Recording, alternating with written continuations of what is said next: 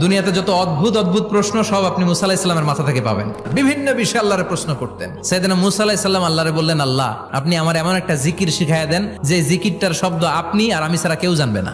দিনে রাতে সব সময় এই জিকির আমি করব, আপনারে ডাকবো, কিন্তু শর্ত হলো এই জিকিরটা জানবে শুধু আপনি আর জানবো শুধু আমি। আল্লাহ বললেন, মুসা পড়ো লা ইলাহা ইল্লাল্লাহ।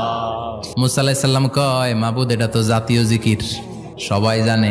আমি তো চাইছি এক্সেলেন্ট একটা জিকির, কারো কাছে নাই, শুধু আমি জানবো আর আমি পড়বো।